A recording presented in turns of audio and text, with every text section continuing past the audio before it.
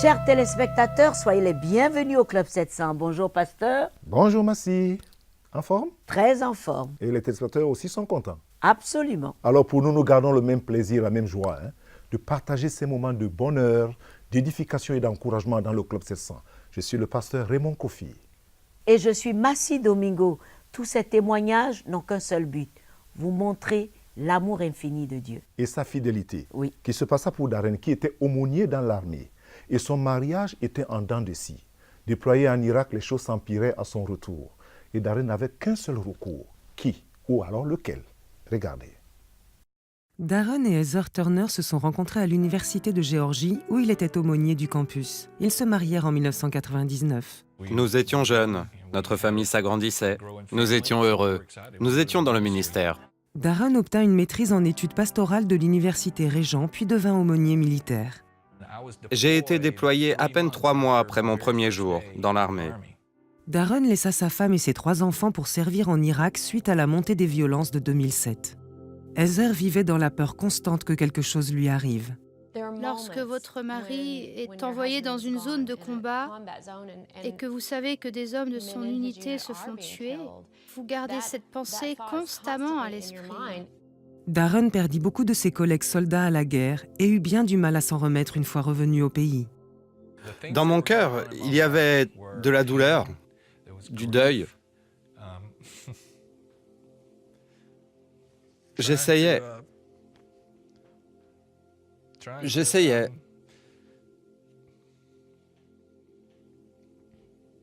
de me rappeler des gars que j'avais perdus.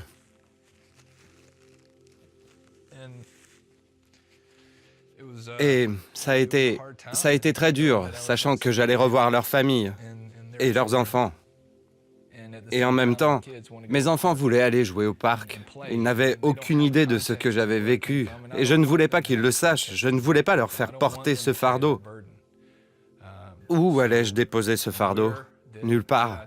Je l'ai gardé en moi. Et rapidement, ça a pesé sur ma relation avec ma femme. Je me mettais en colère pour rien. Peu importe quel est tort ou raison, ce n'était pas ça l'important. C'était juste l'occasion pour moi d'exprimer ma colère et ma frustration. Je n'ai pas bien géré les choses. Nous ne cherchions pas du tout à maintenir notre relation. Nous ne nous battions pas coude à coude pour la préserver. Je ne me battais pas pour mon mariage, je me battais contre mon mari pour notre mariage. Et ça l'éloignait toujours plus. Elle n'était que ma femme. Elle n'avait pas été là durant le déploiement. Je ne croyais pas qu'elle pouvait comprendre qui j'étais ou ce que j'avais vécu. Les 6 mois qui suivirent ne firent qu'empirer leur animosité. Heather demanda à Darren de partir. Je savais qu'il devait se produire quelque chose de profond, de surnaturel, d'impossible pour nous si nous ne voulions pas courir à l'échec, ou ça allait encore empirer. Sachant cela, j'espérais qu'avec la séparation, Dieu allait accomplir cette chose profonde en chacun de nous. 4 mois après leur séparation, Darren rencontra Heather pour lui ramener les enfants. C'était la première fois que je lui emmenais les enfants dans un endroit public. Et ça m'a frappé comme pas possible. Quand j'ai vu mes enfants courir dans les bras de leur mère, ça m'a complètement brisé. J'étais au plus bas, je me suis écrié « Mon Dieu, mais que se passe-t-il? Comment allons-nous traverser cela? Comment allons-nous pouvoir y survivre? S'il te plaît, si tu peux faire quoi que ce soit, guéris-nous, guéris-nous. » Le lendemain, Darren alla voir Heather. Elle était dans la salle de jeu des enfants, en train de ranger des jouets. Je suis allé vers elle, je l'ai prise, je l'ai serrée. Mes larmes ont coulé, ses larmes ont coulé, et je n'ai plus voulu la lâcher. Ce jour-là, j'ai fait preuve d'humilité et j'ai pris la décision consciente de choisir, non pas avec mon cœur ou mes émotions, mais bien avec ma volonté. J'ai choisi de dire au Seigneur, « Tes voies sont plus élevées que les miennes, et je sais que tes voies sont meilleures. Alors je choisis de rester mariée. » C'était une nouvelle phase qui commençait dans notre relation, parce que nous nous sommes mutuellement pardonnés. Nous avions tous les deux été brisés en même temps. Ça a été une intervention divine dans nos vies. Et je remercie Dieu d'avoir guéri notre égoïsme. C'était comme si le brouillard s'était dissipé. Dès que j'ai fait preuve d'humilité et que je me suis soumise au Seigneur, c'était comme s'il n'avait attendu que ça pour tout remettre en ordre. Il ne me demandait pas de tout faire moi-même. Il me demandait seulement de lui remettre toutes choses et de lui permettre d'achever l'œuvre qu'il avait commencée en nous. Darren et Heather retournèrent ensemble et commencèrent à reconstruire leur mariage. Pour moi, je veux dire dans mon cas, 90% du travail qui a été accompli n'a pas concerné un changement entre mon mari et moi, mais bien un changement entre le Seigneur et moi. Je voudrais dire aux autres femmes, concentrez-vous sur votre relation avec Dieu et laissez-le satisfaire vos besoins. Le reste est sans importance, car cela ne définira pas qui vous êtes, et vous vous sentirez bien. Aujourd'hui, Darren est toujours aumônier dans l'armée et Heather sert d'autres familles de militaires en tant que volontaire. Nous apprenons toujours. Le travail n'est pas fini. Nous ne sommes pas encore arrivés. Je ne sais pas d'ailleurs où est l'arrivée, mais nous sommes déterminés. Et aussi difficiles que les choses peuvent être parfois, nous allons persévérer. Vous pouvez vraiment compter sur le Seigneur et croire en sa promesse quand il dit qu'il finira ce qu'il a commencé. Vous vous rendez compte? Seul le Seigneur pouvait rétablir et restaurer ce mariage. Oui, merci. Parce que quand les situations sont toujours difficiles, Oui. dans un couple, pas seulement dans un couple, dans une famille, la solution, c'est de se tenir par la main et d'aller vers la bonne personne, Oui. le Seigneur Jésus. Et je dis toujours aux gens, les couples surtout, de Oui. prier toujours ensemble. Ensemble. Vraiment, plus les gens prient ensemble, plus leur cœur arrive À l'unisson. Oui, Est-ce que deux peuvent marcher ensemble sans être d'accord? tout à fait. Dit la parole. Et cette parole est vraiment vraie. Oui. Et ce qui est intéressant ici, c'est que Dieu a honoré son serviteur. Oui, On ne sert pas Dieu en vain. tout à fait. Et c'est le conseil qu'on vous donne aussi, vous qui nous suivez maintenant. Toujours vous tournez vers le Seigneur par la prière et lui exposer la situation et l'état de votre cœur. Parce que Dieu est fidèle. Lorsque deux s'accordent pour demander, Dieu honore sa parole. Il veut le faire pour vous. Vous êtes dans une situation, mais il veut le faire pour vous maintenant même. Mais ne nous quittez pas. Nous avons la suite pour vous.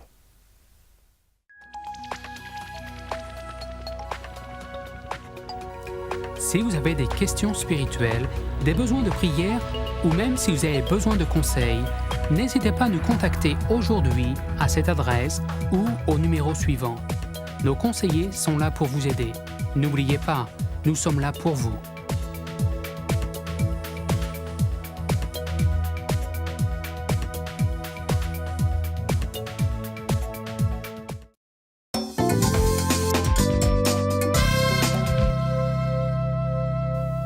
Bienvenue de nouveau au Club 700. Voici l'histoire touchante de Mary Neal. Elle se noya et vit des choses extraordinaires, un avant-goût du ciel. Regardez. Le docteur Mary Neal est chirurgien orthopédiste. Elle partage son cabinet médical et son amour pour les grands espaces avec Bill, son mari. En 1999, ils organisèrent une randonnée qui conduisit Mary dans une odyssée spirituelle que bien peu ont vécue. Mon mari et moi-même aimons beaucoup voyager. Nous aimons le kayak, nous parlons espagnol et nous avons voyagé à l'étranger plusieurs fois. Pour l'anniversaire de mon mari, je me suis dit que nous allions faire quelque chose de spécial. Nous sommes allés au Chili pour passer des vacances à faire du kayak. Le dernier jour de leur randonnée en kayak, Bill commença à avoir mal au dos. Mary et les autres membres du groupe traversèrent un endroit de la rivière particulièrement difficile. Cette section de rivière est très connue pour ses cascades. Il y a des dénivellations de 3-4 mètres, parfois 6 mètres, ce qui pour un pagayeur expérimenté n'est pas extraordinaire. Je me suis engagée dans la chute principale. Et alors que je me trouvais au sommet de la cascade, j'ai pu voir les fortes turbulences et l'impressionnant flux d'eau. Quand je suis retombée au bas de la chute, l'extrémité avant de mon kayak s'est coincée et j'ai été immédiatement submergée par les flots. Le flux et la force du courant étaient tels que j'ai été écrasée sur l'avant du kayak.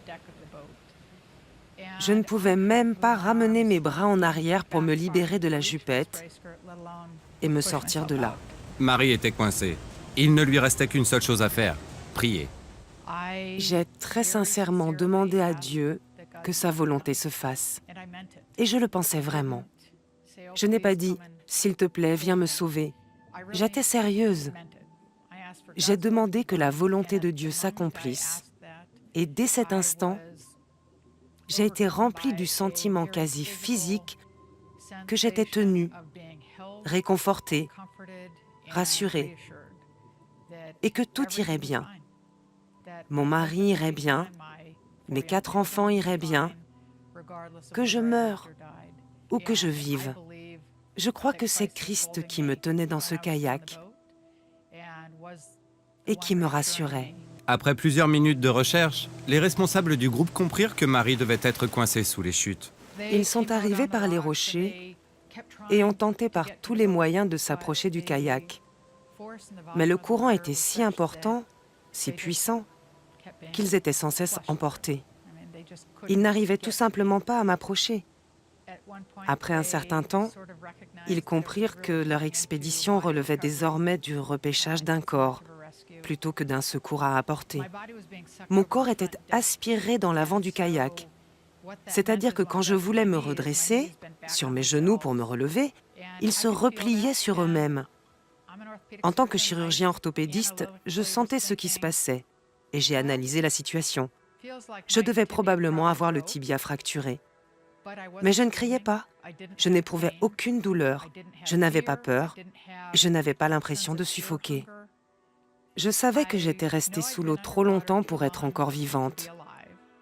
Pourtant, je ne m'étais jamais sentie aussi vivante. Et j'avais un sentiment de réalité comme jamais je ne l'avais expérimenté. Puis, en même temps que mon corps s'arrachait au kayak, j'ai senti mon esprit se libérer de mon corps et je me suis élevée au-dessus de la rivière. Marie regardait la rivière s'éloigner en bas alors qu'elle quittait son corps. Elle rencontra ensuite un groupe de créatures célestes.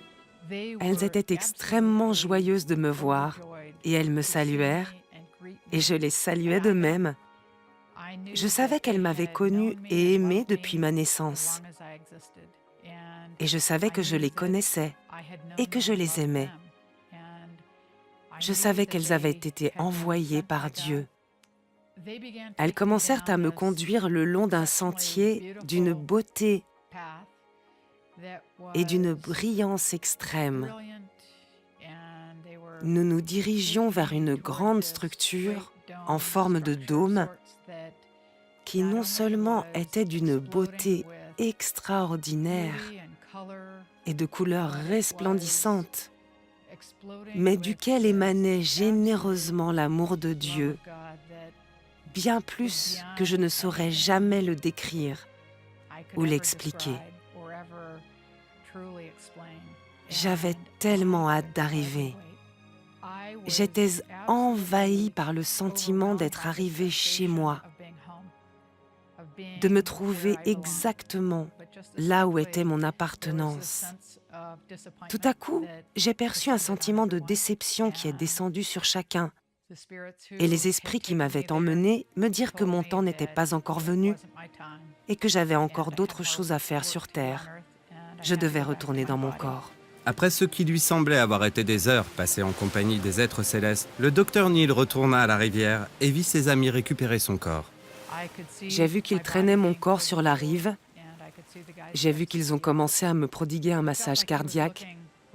J'ai senti qu'ils me regardaient bien en face pour me supplier de revenir, de respirer. Je me suis allongée et je me suis réunie avec mon corps, là-bas, au fin fond de l'Amérique du Sud. Le docteur Neil avait été absente plus de 15 minutes, peut-être même 25 minutes. En tout cas bien trop longtemps pour que la médecine puisse expliquer sa survie. Elle fut emmenée en avion aux États-Unis où elle se remit lentement de ses blessures. Dans son livre « To Heaven and Back », elle explique comment la réalité de l'amour de Dieu l'a changée à tout jamais. Toutes les promesses de Dieu sont véritables. Dieu aime chacun d'entre nous. Il est présent et il est à l'œuvre dans la vie de chacun. Dieu nous aime bien plus qu'on ne pourra jamais le comprendre ou l'accepter. Cet amour est tout. Si nous pouvions véritablement l'accepter, cela changerait tout. Cela change la manière dont vous considérez chaque instant de chaque jour. Le fait qu'il existe véritablement une vie après la mort change profondément la manière dont vous considérez chaque instant de votre vie. Vous savez, les amis, les prédicateurs de la morale assurent qu'ils n'ont nul besoin d'un sauveur. Ils disaient ceci: faites des bonnes œuvres et vous serez bons. Mais ils ne comprennent pas que le pécheur est comme un poisson dans un filet. Le poisson peut regarder entre les mailles et se croire libre. Mais sitôt qu'il commence à se débattre, il réalise qu'il n'est pas aussi libre du tout et qu'il lui est impossible de sortir de ce filet, car il est pris dans le filet. Les pécheurs ou les prêcheurs de la morale peuvent voir assez loin par leurs yeux de leur idéal. Mais dès qu'ils commencent à lutter, ils se rendent compte ou s'aperçoivent qu'ils sont pris dans l'esclavage de leur péché. Nous pouvons très bien sûr pour aller entreprendre la résolution de ne plus pécher désormais, mais cela ne sert à rien, cela ne nous sauve pas du filet. Sans doute, le filet n'est pas la mort, mais il est l'instrument qui nous mène à la mort. La vie du poisson est dans l'eau. Quand il est dans le filet, il est séparé de l'eau. Le filet n'est pas lui-même la mort, mais le filet sépare le poisson de l'eau. Et c'est cette séparation qui est sa mort. La parole de Dieu déclare ceci dans Romains 3, 23. Tous ont péché et sont privés de la gloire de Dieu. Tous, sans exception. La bonne moralité ou bien une excellente éducation ne peuvent changer la condition intérieure d'un pécheur. Ce qui est né pécheur est pécheur. Ce qui est né péché est péché. La couleur de la peau, la position sociale, le poids de ton portefeuille ne peuvent pas, ni même la région géographique, ne peuvent rien faire. Les conditions d'un pécheur restent les conditions d'un pécheur. Mais je voulais t'inviter à prier, parce que la théologie, aussi longue qu'elle puisse être, ne sert à rien. Ce qui est né de la chair est chair. Ce qui est né de l'esprit est esprit. Je voudrais que tu pries avec moi. Comme cet homme dans la Bible, il s'appelle Nicodème, qui est venu voir Jésus de nuit. C'était le sage parmi les Juifs, mais il avait besoin du salut. Alors prie avec moi en ce moment. Dis tout simplement: Seigneur Jésus, j'ai suivi ces émissions et j'ai regardé ces témoignages touchants. Je confesse mon besoin de toi, Seigneur, et je viens à toi. Reconnaître que je suis dans le filet du péché, séparé de toi et séparé de la vie. Pardonne-moi mes péchés, Seigneur. Change ma vie et délivre-moi de ce filet. Je t'ouvre la porte de mon cœur. Sois mon Seigneur et mon Sauveur personnel. Amen et Amen. Ça, c'est très important. Être séparé de Christ, c'est être dans le filet du péché. Mais être donné à Christ, c'est sortir de ce filet. Dieu te bénisse et qu'il te bénisse abondamment. J'espère que tu es sérieux. Que Dieu te bénisse et merci. Merci, pasteur, pour ce message. Chers amis, vous avez pris note, mais ne nous quittez pas tout de suite.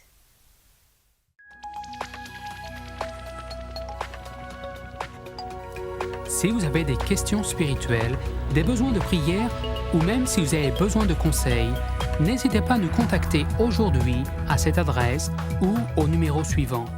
Nos conseillers sont là pour vous aider. N'oubliez pas, nous sommes là pour vous.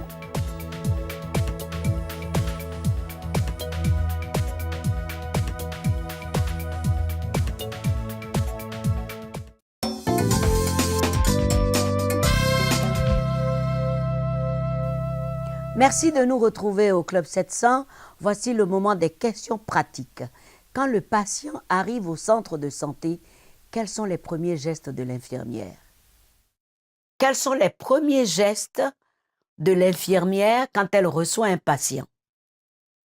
Quand je reçois une malade, voilà les premiers gestes que je fais.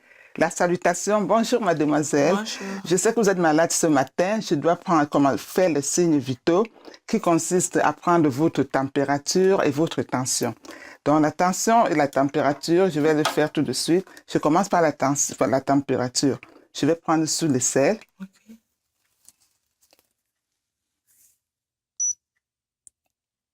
Ok, votre lecture de la température ce matin, c'est de 37,8. C'est une très bonne température. Donc maintenant, je dois prendre votre tension. Je vais utiliser ce bras, si vous me le permettez. Oui. D'accord.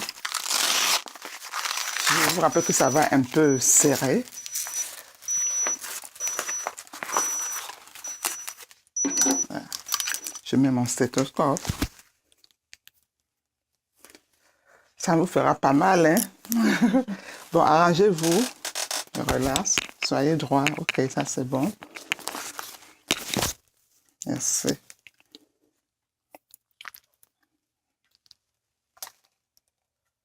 Là, ça va un peu serrer le bras. Vous allez un peu supporter, mais ça ne sera pas long, d'accord? OK.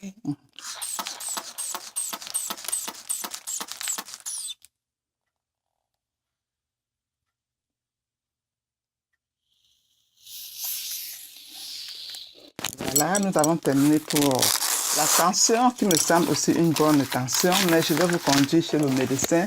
Vous avez une très bonne tension selon la lecture qui est de 120/75. Mais qu'à cela ne tienne, je vais quand même vous amener voir le médecin, d'accord? D'accord. Est-ce que vous avez d'autres questions à me poser? Non, pas du OK. tout. Je vous accompagne chez le médecin et avant ça, je vous souhaite un bon après-midi. Bonne chose, hein, de ce que l'infirmière fait toutes ces choses-là avant de voir le médecin. La C'est-à-dire? température, Oui, le le poids. poids, Hein? et puis le sourire qui te met en confiance, parce que si une piqûre t'attend devant, tu vois de quoi je parle? Oui, oui, mais disons que c'est général partout, hein, dans tous les pays, les Oui. régions. Le rôle des infirmiers et infirmières, c'est que lorsque le patient arrive, les premiers gestes, c'est cette tendance-là. On prend la température, on essaie de savoir le pouls, Oui. le poids. Parce que le poids sert à doser le médicament que Ah le bon? médecin va donner. Ah bon? Ah oui, parce que si tu pèses 10 kilos, on ne te donne pas un médicament pour quelqu'un qui pèse... En fait, il faut dire qu'ils sont incontournables. Merci, C'est tout. incontournable. Ils sont incontournables. Voici l'histoire de kindness.